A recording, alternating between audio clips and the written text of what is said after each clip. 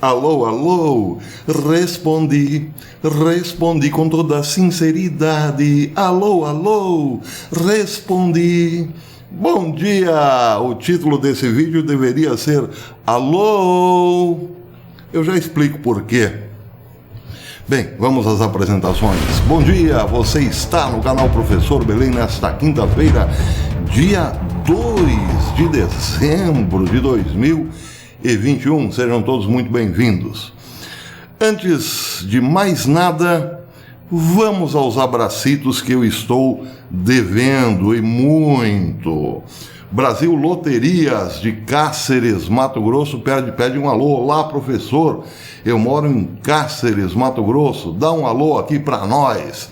Alô, Brasil Loterias, Mato Grosso. O meu amigo Luiz Antônio Borges também pediu um abraço. Boa tarde, irmão Belém. Esse Bill Gates nos compara a baratas, mas vale lembrar que em uma hecatombe global, só as baratas sobrevivem. Manda um abraço para nós, de Rio das Ostras.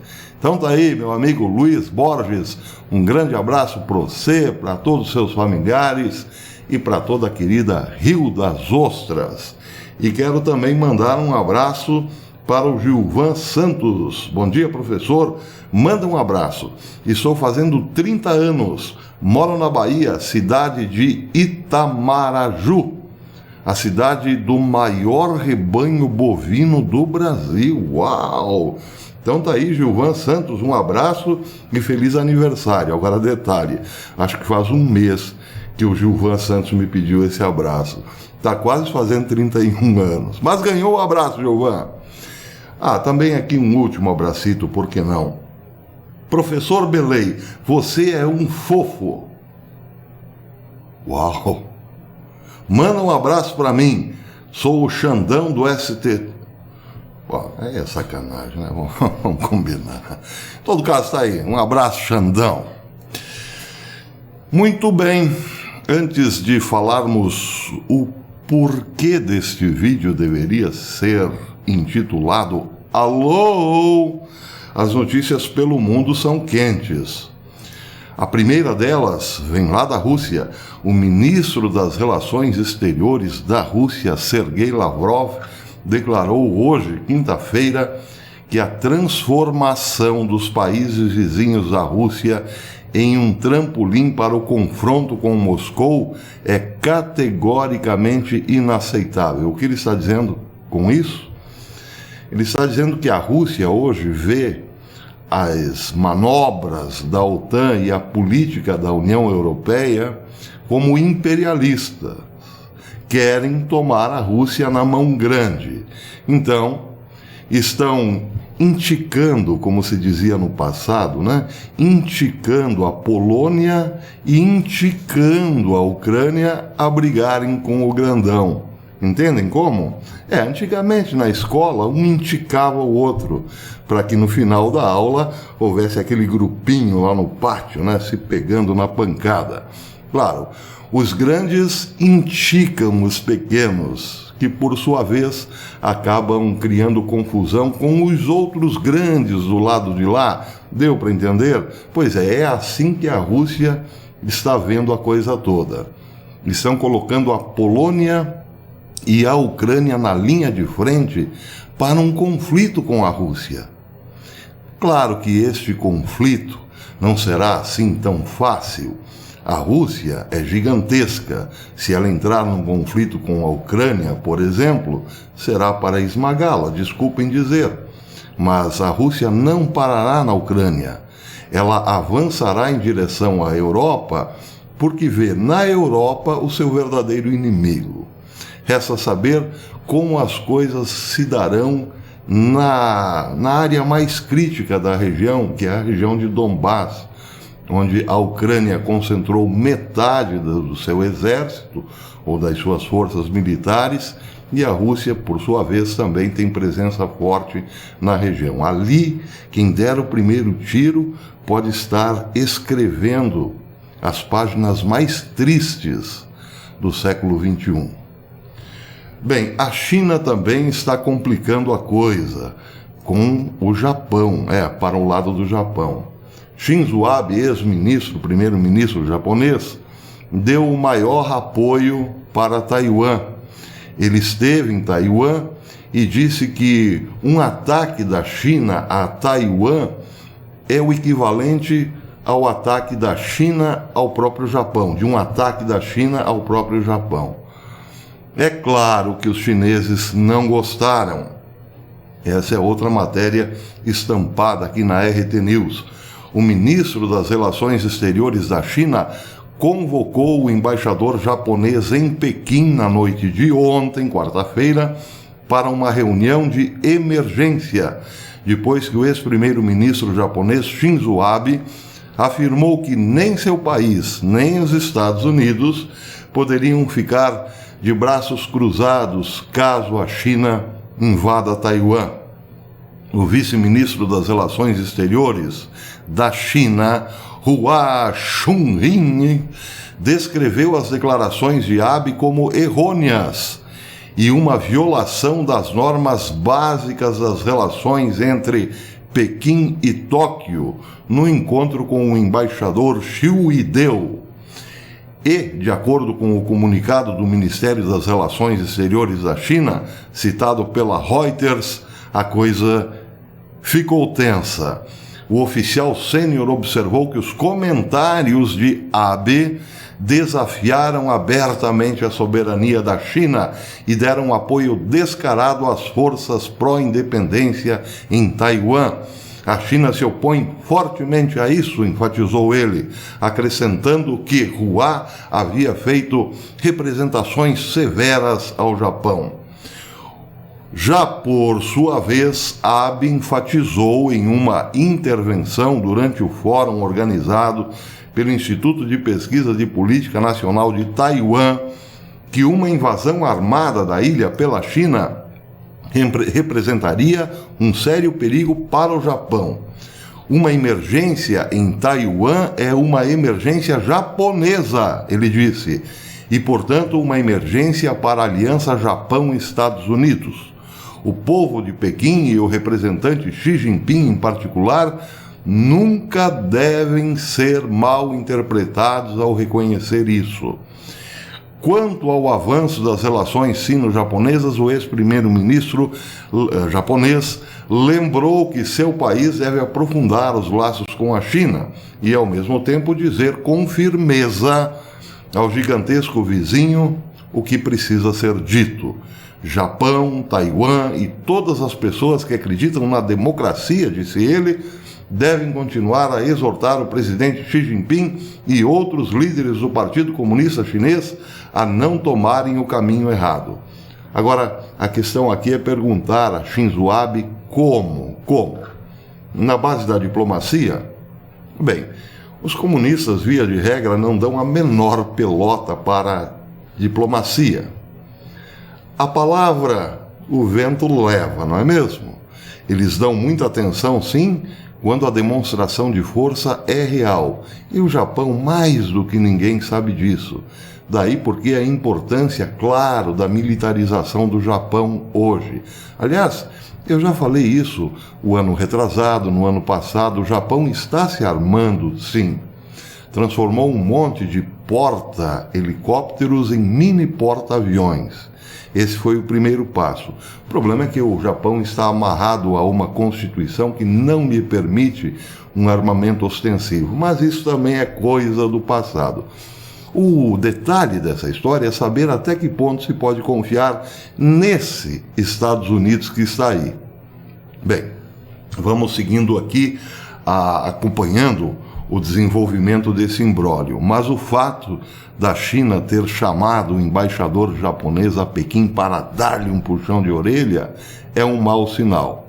A temperatura da Guerra Fria está se elevando muito rapidamente, como eu disse ontem. Em Israel as coisas também não andam muito legais, não. O ministro da Defesa, Benny Gantz, já programou uma viagem aos Estados Unidos na semana que vem para discutir a questão do Irã. A questão do Irã é muito simples, eles estão próximos aí de apresentar a sua bomba atômica para o mundo. A viagem de Gantz para os Estados Unidos é para firmar acordos com os Estados Unidos, porque o Irã anunciou, no começo dessa semana, que modernizou ainda mais as suas centrífugas. Ele já vinha produzindo ou enriquecendo urânio na casa dos 60%, com boas e modernas centrífugas. Só que agora, a qualidade das centrífugas parece aumentou e muito, são ultramodernas e tudo mais. Eles estão na fase final da produção da sua bomba atômica. E a luz vermelha em Israel acendeu ainda mais forte. Então Benny Gantz irá para os Estados Unidos para, pelo menos, ter uma noção do quanto pode confiar nos Estados Unidos. Só que ele disse hoje, isso está publicado no Jerusalém Post, que Israel, sim, conta com o apoio dos Estados Unidos numa possível guerra com o Irã. Ele disse mais: ninguém quer uma guerra com o Irã, mas nós estamos chegando num ponto em que talvez tenhamos que agir. E, claro, contamos com os Estados Unidos se precisarmos de fato agir contra o Irã. Porém, disse ele, somos obrigados a pensar que também os Estados Unidos podem nos deixar de lado. Ele não disse com essas palavras. O que ele disse literalmente é o seguinte: Israel precisa contar antes de tudo consigo mesma. Com a solidão. Algo como, um tanto quanto poético. Nós já estamos acostumados com a solidão. Já estamos acostumados a agir sozinhos. Ou seja, Israel sabe que amanhã ou depois terá sim que tomar uma decisão tremenda contra o Irã. O Irã também sabe e por isso, vejam só, ameaçou os Estados Unidos se esses ajudarem Israel. O comandante das forças Quds da Guarda Revolucionária do Irã, Ismail Ghani, advertiu que os Estados Unidos terão os seus dentes esmagados na própria boca se Washington fizer o menor movimento contra Teherã. Ele disse, abre aspas, o poder e a capacidade do Irã, desta nação, alcançou tal nível que se você, referindo-se aos Estados Unidos, fizer o menor movimento, seus dentes serão esmagados na boca. Disse Ghani. Ele citou também a mídia iraniana, acrescentando que o momento em que os Estados Unidos fez ou fazia o que queria acabou.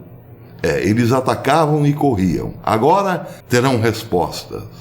E respostas até o fim, ele disse. Muito bem, agora vamos ao alô. Tem uma notinha engraçada, essa é para descontrair. Saiu no Jornal da Cidade online, online para os íntimos. Caio Coppola retornou depois de um longo hiato e infelizmente decepcionou todos aqueles que esperavam a retomada de suas análises pertinentes e coesas. O comentarista político parece ter perdido a forma ao tratar a candidatura da terceira via como uma candidatura antissistêmica.